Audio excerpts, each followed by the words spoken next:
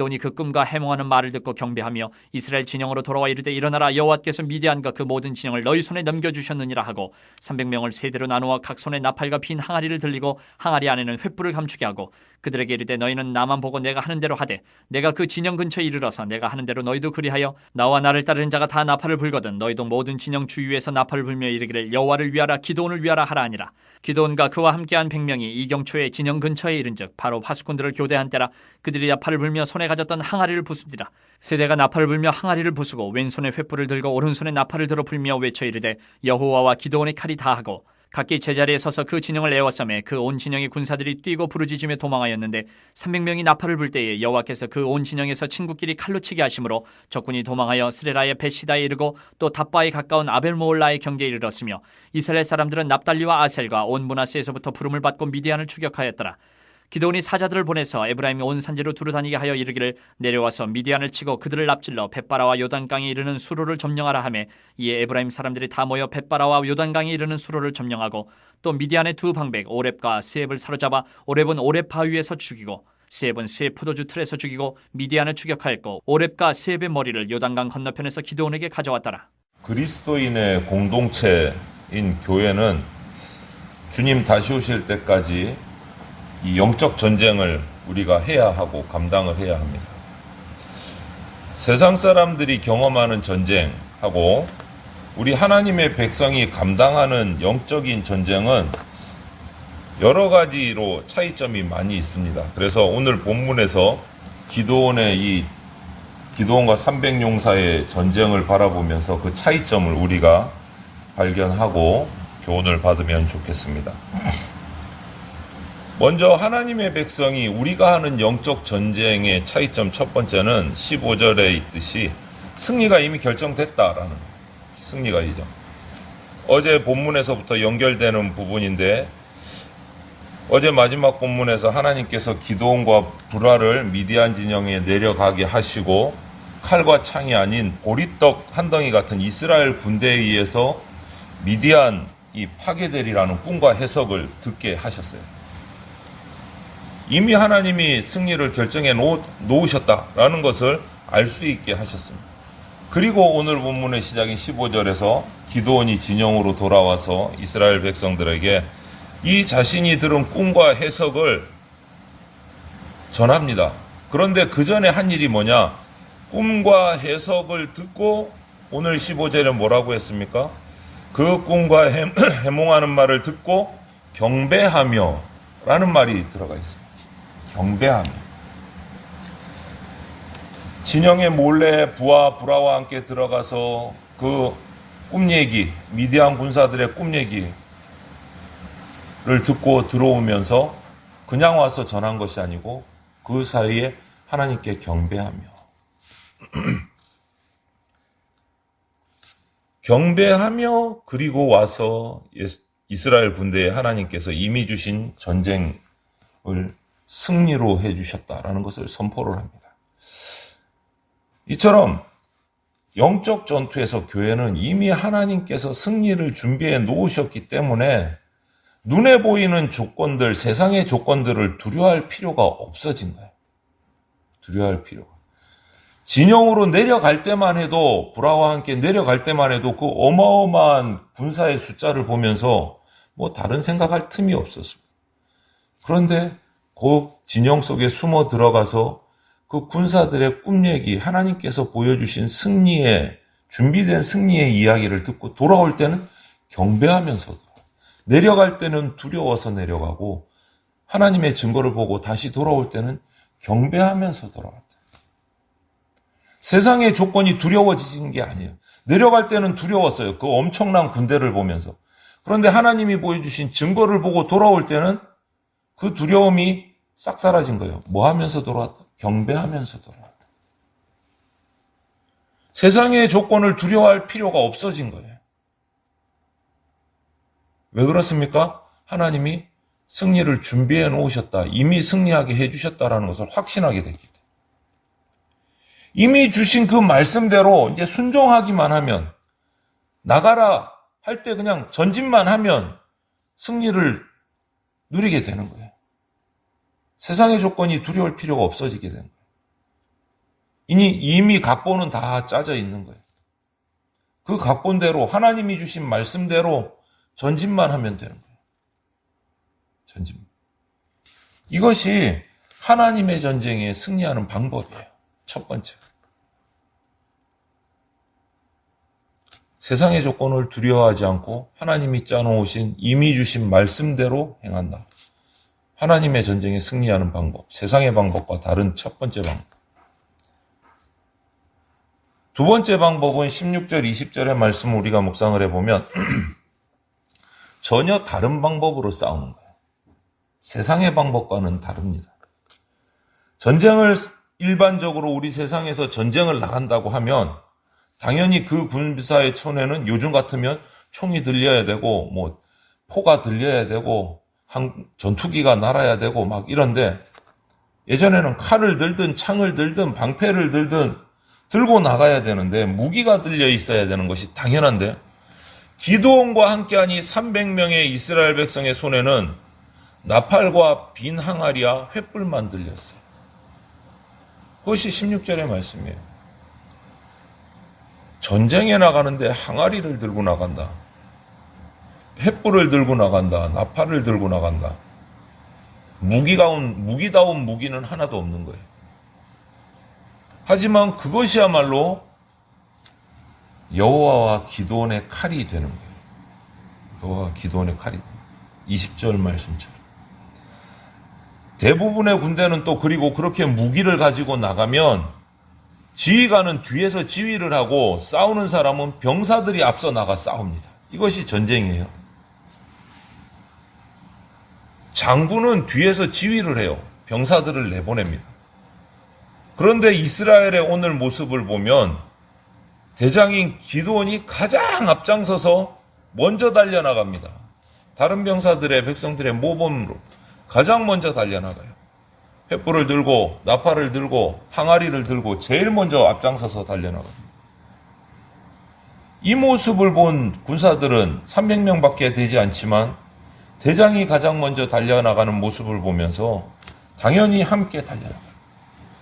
여호와를 위하여 자기 지휘관 장군을 위하여 싸운다고 외치면서 달려나갈 거예요. 여호와와 기드온의 칼이여라고 외치면서 달려나가요. 뒤따라. 이런 이스라엘의 오늘 전쟁 방식, 하나님의 방식을 보면 전형적인 세상의 전쟁 방식과는 달라요. 그 방식을 사용하지 않으시는 거예요. 하나님이 알려주신 시간, 하나님이 만들어주신 전술을 통해서 대적들 앞으로 달려나갑니다. 이것과 같은 것이 우리 하나님의 백성인 그리스도인은 하나님의 방법과 하나님의 전술대로 세상에서 살아갑니다. 세상에서 영적 전쟁을 합니다. 세상의 방법과는 달라요. 어느 장로님이 그러시더라고요. 기업체를 운영하시는 장로님이신데 제가 앞에 있던 교회 중에 한 군데 장로님이 교회가 힘들어지니까 목사님한테 당회에서 그렇게 얘기를 하셨나 봐요. 저 전도사 때. 내가 회사를 운영해 보니까 교회는 이렇게 하면 안 되고 이렇게 해야 됩니다. 회사 방식대로 운영을 하자고 얘기를 하시더라고요. 회사 방식대로. 열심히 하는 사람은 직분을 올려주고 게을르게 하는 사람은 잘라내고 직분에서 뭐 이런 식이에요. 교회는 회사가 아닙니다. 교회는 세상의 공동체가 아닙니다. 하나님의 방식으로 운영돼야 돼요. 세상의 방식과는 달라요. 오늘 기드온과 300명의 용사들의 전쟁이 세상의 방식은 전혀 따르지를 않았어요. 하나님이 주신 방식대로 방법대로 따라요. 사람의 모습으로 보면 기가 막힌 거예요. 저렇게 갖고 어떻게 전쟁에서 이기려고 하나 할 정도인 거예요. 말도 안 된다. 저건 무식한 거다. 이런 욕을 먹을 정도의 방법을 써. 전쟁에 나가면서 비낭아리하고 횃불 나팔 들고 나가는 사람이 어디 있어요? 웃음거리가 되는 거예요. 웃음거리가. 세상의 기준으로 보면 교회보다 부유하고 강하고 능력 있는 집단들, 공동체가 세상에는 얼마든지 많이 있습니다. 하지만 교회는 세상과는 전혀 다른 방법, 전혀 다른 가치관을 가지고 있기 때문에 오히려 그것 때문에 세상을 이길 수 있는 거예요. 교회가 세상의 방법으로 세상을 이기려고 하면 안 돼요.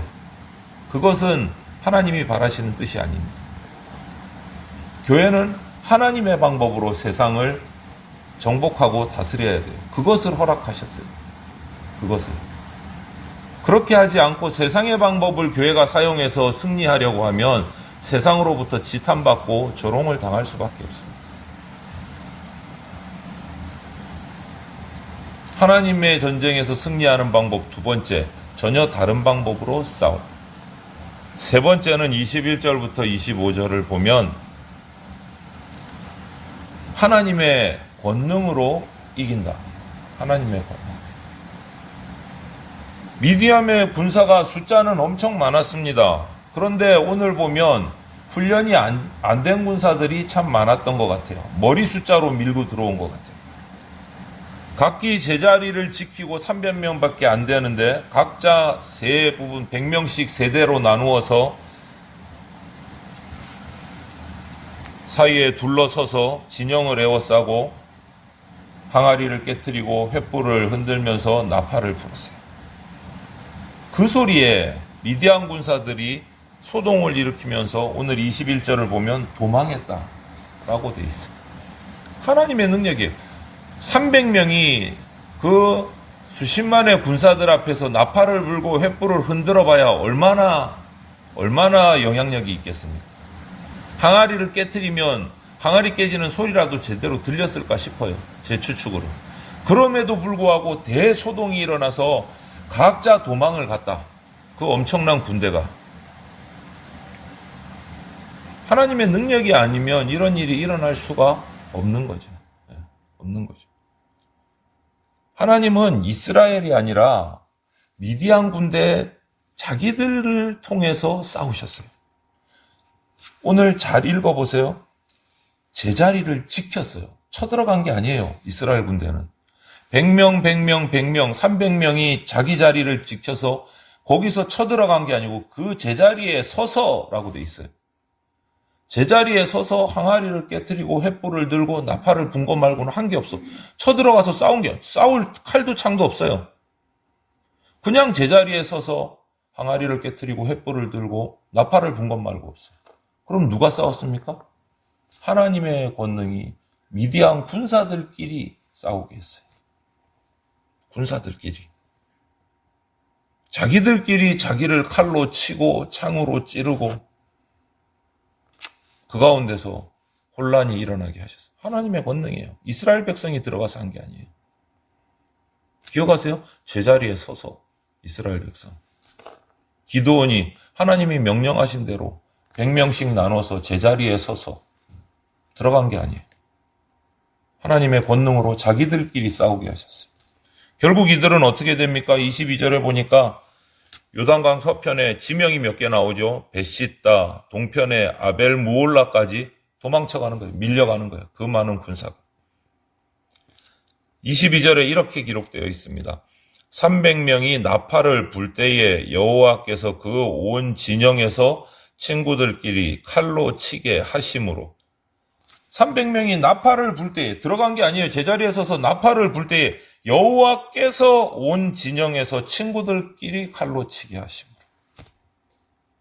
적군들이 도망하여 스레라의 벳시다에 이르고 또 답밭에 가까운 아벨 무올라의 경계에 이르며 이렇게 돼 있어요.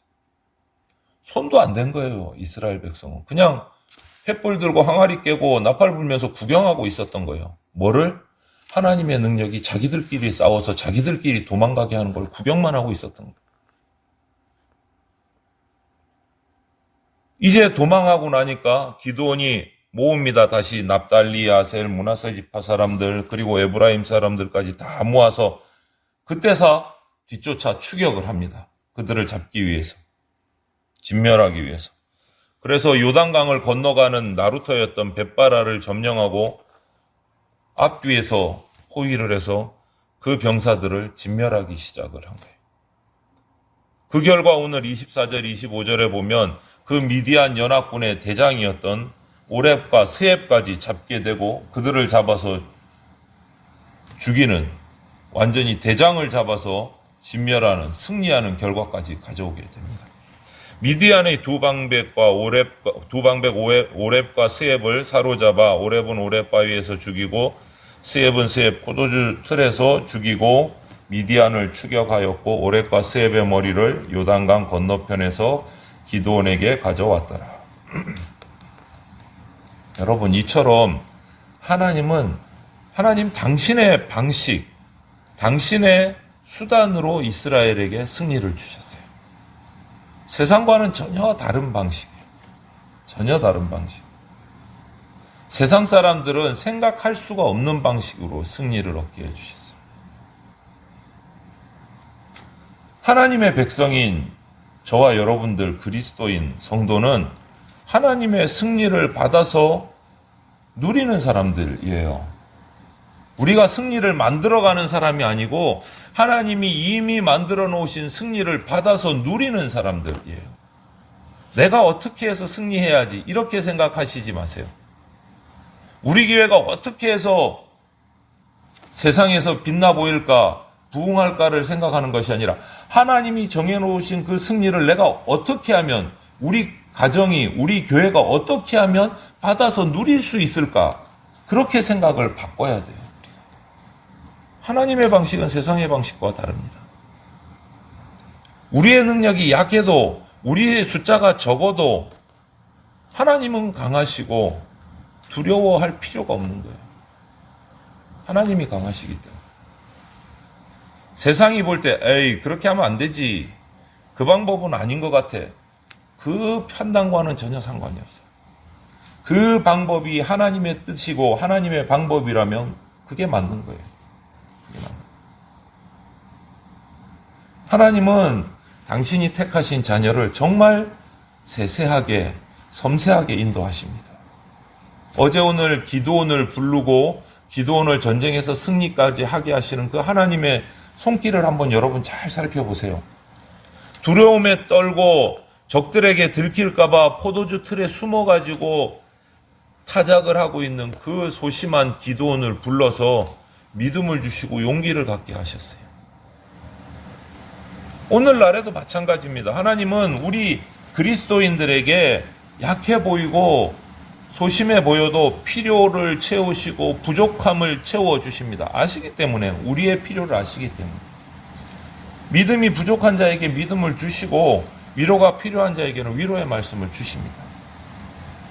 하나님의 그 섬세함을 우리가 어떻게 측량할 수가 없는 거예요. 겁쟁이도 큰 용사로 만드시는 분이에요. 겁쟁이도. 기드온 평범한 농부였어요. 정확하게 표현하자면. 압제가 무서워서 숨어갖고 타작하던 그 소심한 사람이었어요. 그냥 촌부예요. 그랬던 그에게 하나님께서 찾아오셔서 큰 용사라고 불러주셨어요. 하나도 안 어울려. 숨어서 몰래 타작하는 사람한테 찾아오셔서 큰 용사라고 부르셨어요. 어울립니까? 안 어울리잖아요. 그런데 하지만 하나님이 말씀하셨기 때문에 기드온은 큰 용사인 거예요. 하나님이 우리를 부르셨기 때문에 우리는 큰 용사인 거예요. 내가 뭔가 가지고 있어서가 아니고 기드온처럼 소심하고 겁 많고 두려움에 떨고 있음에도 불구하고 큰 용사인 거예요. 왜? 하나님이 부르셨기 때문에. 하나님이 큰 용사로 하셨기 때문에.